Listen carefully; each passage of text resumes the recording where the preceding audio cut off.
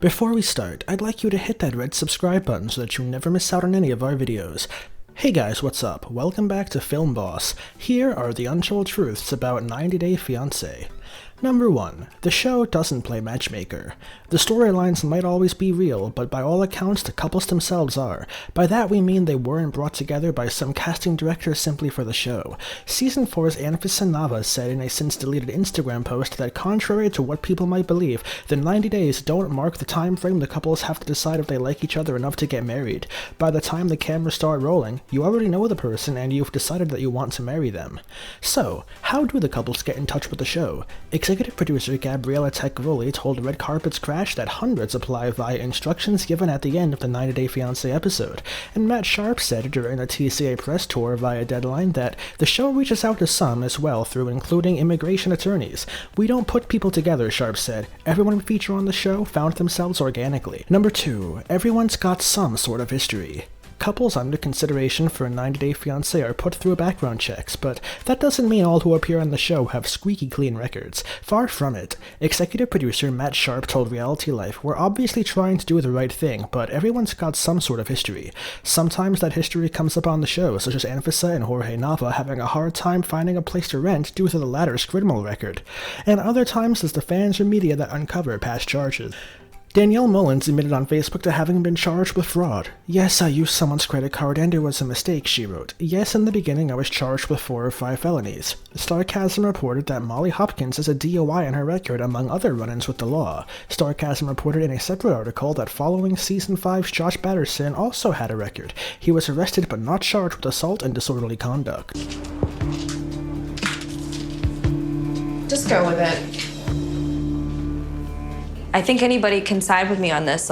You don't want your personal property to, be handled in the hands of another person or, be taken. Number 3. Cast members make how much? 90 Day Fiancé must be a huge moneymaker for TLC to keep greenlighting its spin-offs, but it appears the show isn't exactly spreading the wealth.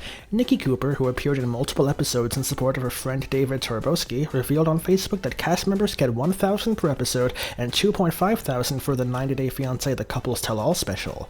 If you think that $1,000 is low, consider that cast members without green cards don't get paid at all. That's right, zip, zero, nada. Matt Sharp told Reality Life it would be illegal to pay someone who doesn't hold a green card. Suddenly, $1,000 per episode doesn't seem so bad, does it?